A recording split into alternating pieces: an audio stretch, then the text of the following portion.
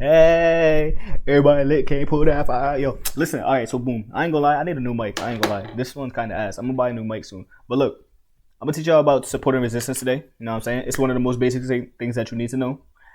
Support and resistance goes hand in hand with market structure. So if you ain't watched my market structure video, I suggest you go do that right now or after this video. But make sure you watch the whole thing because you know what I'm saying. Like you need to understand this in order to, start making money. You know what I mean? So look. I kind of realized that I needed to take a step back because a lot of people were saying like, yo, like, I don't know what you're talking about. And, maybe I was moving too fast because like I know a lot of people are probably coming from like my social media pages, you know what I'm saying? Like my Instagram, my Facebook, like they don't know nothing about trading. So like, well, you probably don't know much about trading, you know what I'm saying? So we're going to take a step back. I'm going to talk to y'all about support and resistance. I'm going to try to make it real clear, real simple. I'm going to show y'all two ways to look at support and resistance, all right? So let me pull up the chart real quick. Know what I mean? All right. So boom. Support and resistance. What is support and resistance? I want you guys to think of it as like a ceiling and a floor. So like support would be the floor and the resistance would be your ceiling, you know what I'm saying? Or like even if I'm like lifting weights or something, like, you know what I'm saying? Like let's say I'm doing some incline dumbbell bench and I'm like this, right? And I need somebody to spot me. They push my elbows up for support. When it comes back down, that gravity's pushing down, that's the resistance, you know what I'm saying? So look, how do we find support and resistance? Okay, you want to find the area where we're seeing a lot of pushes happen. So right here, for example, we have a support. Okay, I'm gonna just change this green just to say like we're making it green, so it's like as if it's like a buy zone, you know what I'm saying? So what happens in this area? You see 1, 2, 3, 4, 5, 6 places where price is failing to break. Like you can't break underneath here and price just keeps pushing up, right? You see that, right? Okay, that's all you really need to know for support. Like if it's not breaking the level on the bottom side, that's a support. A resistance, this would be a resistance up here. And I'm gonna just make this red for now. You know what I'm saying? Why is this resistance? Because we're failing to break this area. You know what I'm saying? So you see how we're failing to break these areas on this side, and we're failing to break this until we get the break right here. And I'll talk about that in a second. But look, why the question is why? Oh shoot, why is this happening? You know what I'm saying? So in these areas, right? When we're talking about support, in these areas, it's traders. A lot of buyers, institutions, things of that nature, you know what I'm saying? What they're doing is at this price, they're starting to buy the market because they feel like it's a good price to buy at, whether that's because it's a discount or maybe just the technical analysis in general, you know what I'm saying?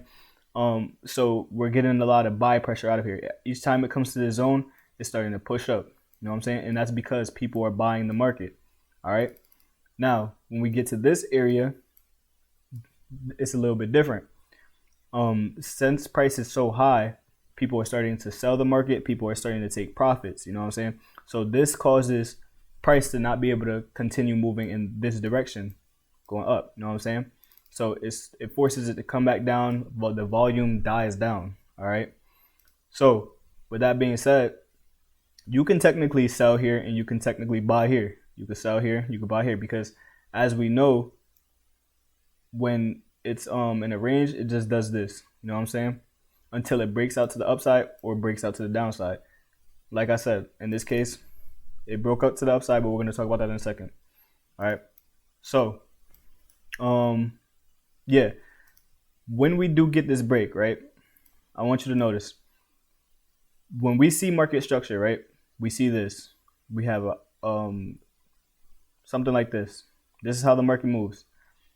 In these areas, it's literally this right here. Like this is like one of the picture perfect examples of us getting a break of structure and then a pullback, which is right here. So you get your break of structure right here. This is that. A pullback, which is that. And now that's crazy. It looks kind of crazy now. But now we're starting to get these buys in here. So people start to buy in this area. Why do they start to buy? Because when we break a support or we break a resistance, that old resistance will become support. So instead of this being red, I'm just going to turn it green for now. You know what I'm saying? So since we broke up above and now we're coming back to retest, that's indicating that there's a continuation happening. There's a continuation in the market happening. So people will start to take their buys around this area. You know what I mean? And they'll probably put their stop loss somewhere under here or whatever. And then you can aim for it, your targets. So next, I want you to notice though, remember how we got this push up, right? And then I said that people start to take profits or start to sell off because they think price is too high or whatever, right? This is that area right here where after we got the break, people started to take profits, people started to sell the market. So now this becomes a resistance. All right, this becomes a resistance. So now this will be our new range that we're in. Okay, so technically, whenever you're if you're buying out of this area, you can aim for that high just because that's the last resistance. Price tends to go back and forth to old supports and old resistances as they break above or below them. You know what I'm saying? So technically you can aim for here, but there's also smaller take profits because this is the 4 hour. Not everybody is going to be trading on the 4 hour. You know what I'm saying? But you can take profit here, take profit here, or you can take profit here. It doesn't really matter. As long as you have a plan and you understand where the market's going and things of that nature, you're good. All right. So I think that's pretty much it for that part. And then look, even if I extend this, right? So when we get this extension, right? Price does it again. We break out of here. We get a pullback into this zone. Now what are we expecting? Buyers to come into the market. Now, technically, I keep doing that. Technically, we could see something like this happen, like where it comes back into the range and drops, but we're in an uptrend. So if I zoom out, right? If I zoom out, you see we're going up. We're going north. You know what I mean? So when I go back over there, when I come back to this area, right? We're now expecting buys to come in. And you know what I'm saying? So that's where you would go into a smaller time frame and then you find your whatever your setup is. In my case, my setup is a supply and demand setup.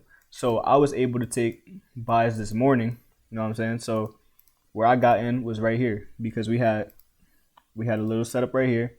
Let me just change it purple. Or that's ugly. Just so you guys could see though. Whatever. That's fine. So I came in here, got buys, whatever, put my stop loss under, and I was able to ride this out. You know what I'm saying? Good trade for the day. All right. So that's what you like to do when it comes to support and resistance. You want to find the support and resistance on usually I would say, depending on your trading style, find the support and resistance on like a higher time frame and then go into the lower time frame once it gets to these areas of interest, you know what I'm saying? And then start to look for those buy positions or sell positions. Now look, one more thing I want to show you before I show you the next way to look at it too. So, right, if we pretend like all of this didn't happen, right? So we're gonna come back right here just because it's a real clean structure. Gonna bring this back, right? Let's say that price did this instead. Instead of pushing up, it just came down, crashed down, and then retested and came to this area. Now we're sitting right here, just chilling. You know what I mean? We may be going into a bearish market. So here, you would probably be selling because, like I said, old support will become a new resistance. So instead of buyers coming in, you might have sellers coming in. That's if we break structure to the downside. There's two types of breaks of structure. There's breaks of structure where they can cause a reversal, and there's a break of structure where you can have a continuation. The continuation is always going to be with the trend. A reversal is a counter trend. Okay, so we're not looking. So if this happened, oh shoot, if I didn't draw this up right now, we wouldn't even be really technically looking for sales. You can sell up here, but we wouldn't be really looking for them because we're in a uptrend. But if we had the situation where price broke underneath here and retested, then it's like, okay, we might be able to start selling. And now it's like this, where can I take my next profits? Okay, so we always trade right, and then we look left. When I say look left, I mean we're looking left to see the history of what's going on in the market. We're looking at where did price go, where has price came from, where is price bouncing off of. And I want you to notice, right, we have all these areas where price is bouncing off of. And so you look for those higher low points or lower high points, whatever, and these are areas where you could start to take profit. But one thing I want you to notice is, right, if I were to draw this up, right, it's literally another area of support and resistance. So although it looked nice and clean right here, this is a little bit uglier, but it's the same thing. It came back, it broke here, came back, started to push up. It came back a second time, started to push up. Okay, it's the same thing. Now the next thing I want to point out, right, is this. So once we break structure, right, and I said that we might be in the seller's market, you know what I'm saying? I want you to realize that this is an area of take profit, but it's also an area where you could technically buy out of. But I will say, I will not tell you to hurry up and buy. You have to see something that's willing to make you buy, because as we know, the market goes like this, boom, boom, boom, boom. So if we get a break to the downside and it pushes back down and comes like this, you know what I'm saying? Like, you don't want to just start automatically buying out of here just because this is a buy area, like this is an area where buyers were pushing. You have to understand where you are in the market. You have to understand what's going on in the structure. So that's why I say, if you need to, go watch the market structure video that I had up, because you have to understand when the trend is changing. All right.